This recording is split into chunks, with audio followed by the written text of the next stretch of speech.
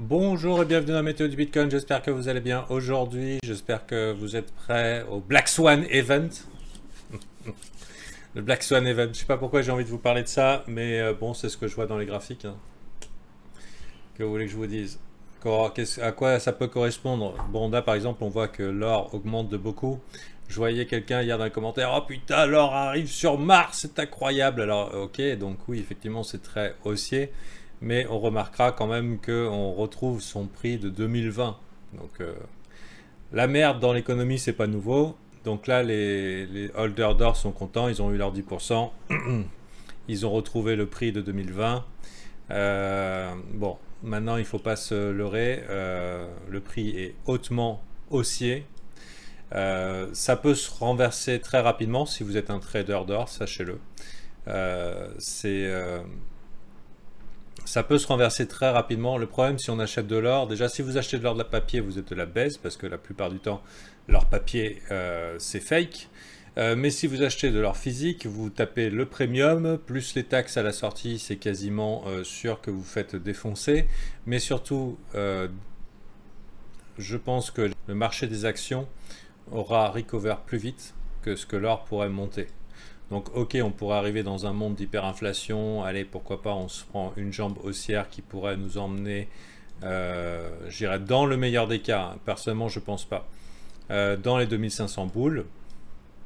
Ajoute à ça ton petit 10% de taxe plus la TVA et tout, donc ça t'es déjà perdant au départ, en tout cas si tu prends tes positions hors maintenant, sauf monde d'hyperinflation et on se torche avec l'euro. Si on se torche avec l'euro, bon, il vaut mieux payer que tes piécettes d'or ou tes piécettes d'argent. C'est toujours ça qui n'aura pas perdu de la valeur. Mais moi, je pense que ça monte un petit peu agressivement, un peu trop agressivement, beaucoup plus que ce que les actions tombent. Alors, les actions, clairement, aussi.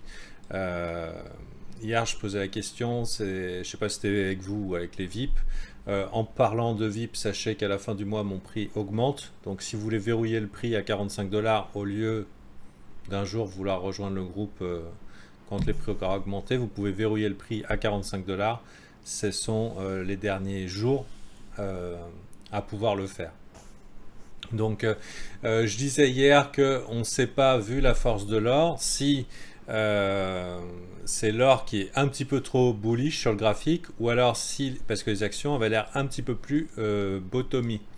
On n'était pas sur un vrai retest ici des supports encore, on était un petit peu plus haut au niveau de la jambe, mais on pouvait supposer éventuellement un retour comme ça. Donc toujours est-il, c'est que la corrélation inversée est forte.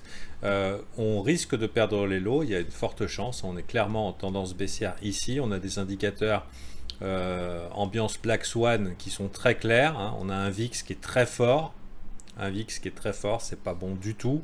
Volatility Index, on a un euro-dollar, donc un index dollar qui est très fort aussi, qui est particulièrement haussier. Donc si vous avez connu le 13 mars 2020, sachez que ça ressemble, mais en pire. Voilà.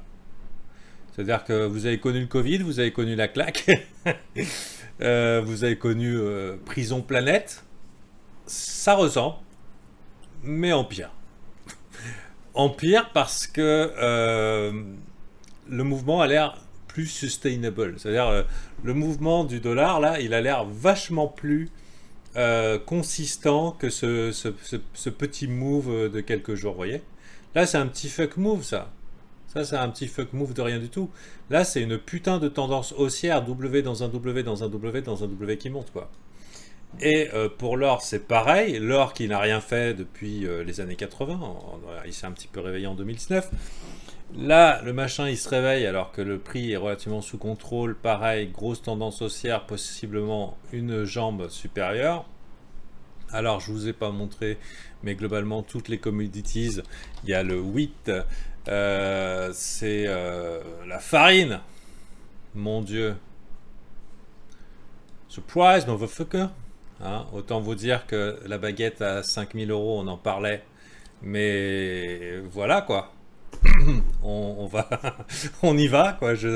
C'est assez incroyable. Autre chose qui pourrait être assez étonnant, vous connaissez dans la famille shitcoin le nickel.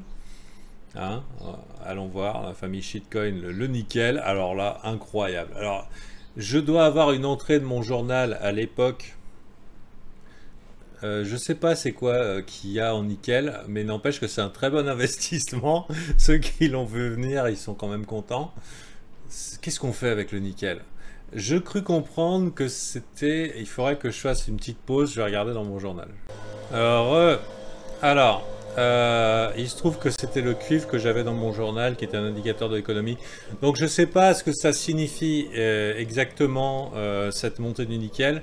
En tout cas, clairement, il y a un play qui se fait autour des marchandises. Et c'est assez spectaculaire. Valeur refuge, les marchandises. Hein, là, on est loin des 10% de l'or. Hein. J'irai pas courir après. Maintenant, le play, il est déjà fait. Hein, que voulez-vous? On a aussi un pétrole qui a augmenté de 20% récemment. Ça pue. Ça pue et c'est des moves qui ont l'air consistants. Ça veut dire, ils ont l'air consistants, ça veut dire que ça semble pas être le petit accident, on l'avait pas vu venir, regardez là la montée, hein. Bon, non, c'est une belle modification de la tendance avec des plus bas sommets, plus bas creux, ça a l'air sérieux et ça pourrait prendre des années. Hein. Et bon, maintenant, je sais pas si c'est seulement lié à la guerre ou si c'est ça. Voilà, donc maintenant qu'on a ces événements qui sont les mêmes ingrédients que le Black Swan Event qu'on a connu en mars 2020, sauf que là, ils sont gros comme une maison, ils ont l'air vachement plus consistants. C'est sous nos yeux et ça a l'air plus grave. C'est simplement pour vous dire qu'au niveau du Bitcoin, il faut être prudent. Voilà. On appréciera quand même... Bon, de toute façon, c'était un petit peu le thème de la météo du Bitcoin hier. Hein. Il faut faire attention dans quel environnement on est. On a besoin d'indices qui récupèrent. Dès que le Nasdaq, dès que le S&P 500 vont repartir à la hausse, même de la grosse bougie verte, il y a de fortes chances que l'or rende tout, hein, qui se retrouve ici. Je ne serais pas étonné qu'on retrouve un or à 1840, hein, à un moment ou un autre. Même très, très rapidement. Il suffit qu'il y ait un rebond dans les indices. Mais ces putains d'indices, ils ont l'air d'être très clairs sur la direction qu'ils prennent. Et nous, notre ami Bitcoin, même s'il a l'air un petit peu plus costaud, hein, on voit qu'il pète pas encore les supports. Comment il va supporter un dollar qui traîne à la hausse, qui traîne, c'est-à-dire qui est en tendance haussière, comment il va le supporter? Comment il va supporter des indices boursiers qui dégueulent? Parce que c'est ça qui est écrit partout. Donc, ok, il a l'air un petit peu plus costaud, mais un petit peu plus costaud, ça veut dire qu'il y a des acheteurs, mais si ces acheteurs voient qu'il n'y a pas moyen, ça va dégueuler. Et si ça dégueule, alors c'est pas vos shitcoins préférés qui vont faire un carton. Hein, dans l'échelle des assets à risque, il y a les indices boursiers, il y a ensuite le Bitcoin, et ensuite les altcoins et les NFT. Donc voilà l'environnement dans lequel on est obligé de deal. On a toujours des petites espérances, sauf que le marché se fait défoncer et que les ingrédients d'un Black Swan Event sont là. C'est pas vraiment un Black Swan parce qu'en fait c'est super évident pour tout le monde. C'est juste que si on est en déni par rapport à ce qui se passe, ça devient un Black Swan. C'est pas caché, ça pue. Ça pue. Donc peut-être qu'au lieu de spéculer sur la crypto, machin et tout, vous devriez acheter des boîtes de pâté, de sardines, des bougies, des briquets, des couvertures. Nous, on n'est pas concernés à La Réunion. On n'a pas besoin de couverture. Mais vous êtes en Europe, putain. Vous risquez de crever de froid en hiver. Voilà. Moi, je serais vous, je ferais un stock de couverture. Voilà, c'est avec joie et bonne humeur que je vous annonce la fin de la météo du Bitcoin. Et si vous voulez dépenser vos sous-sous avant le monde de l'hyperinflation, vous pouvez le faire en rejoignant mon groupe VIP. Hein. Bientôt 80 $, ce sera Copwick, ce sera moins qu'une baguette. Donc il faudra encore augmenter le prix. Mais bon, en tout cas, on est dans un safe space entre nous. Mon but, c'est votre survie. C'est que vous vous en sortiez, que vous ne mettiez pas en situation de ruine. C'est pas le moment de faire les foufous. Si vous voulez participer à cet espace, bon, déjà il y a la bonne humeur et puis de quoi développer vos compétences en attendant que ça se passe. Une fois le bear market complètement purgé, arrivé au bout et tout, il y aura peut-être des opportunités d'une vie. Voilà. Donc faisons en sorte de survivre jusqu'à ce moment-là. Quand je dis survivre, c'est-à-dire que votre capital survive jusqu'à ce moment-là. Peut-être pensez, si vous venez pas dans le groupe, vous n'avez pas les sous, à diminuer vos risques. Parce que on a quand même des indicateurs qui puent la merde. Et là, le VIX 36, là, il a l'air franchement bien installé. Franchement bien installé. On a eu des tentatives de plunge protection team ici qui ont essayé de renvoyer le truc dans ce... Ça, c'est ultra bullish sur le VIX. Il faut savoir qu'on arrive dans des stratégies où les fonds vont être obligés de larguer. Autre chose, c'est qu'on vit dans un monde d'informatique, de high frequency trading, et on ne sait pas à quelle vitesse ces putains d'ordinateurs ils peuvent décharger le marché. On ne sait pas.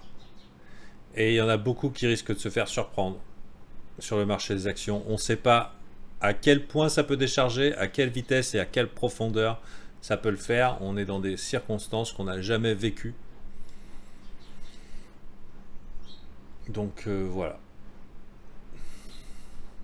Ça coûte pas grand chose de pas mettre son doigt dans le piège à souris. Hein. D'être simplement observateur, ça coûte pas grand chose.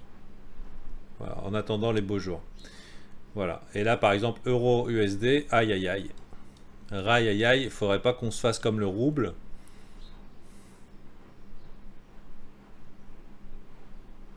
Mais qu'acheter, putain. C'était un peu ce que je demandais hier dans le groupe VIP, c'est qu'est-ce qu'on peut acheter pour protéger les euros. À part le meilleur truc là actuellement, c'est l'USDT. Hein. Enfin, USDC, USDT, c'est de se positionner sur dollar, hein, qui est clairement en train de... On est en pleine déflation là.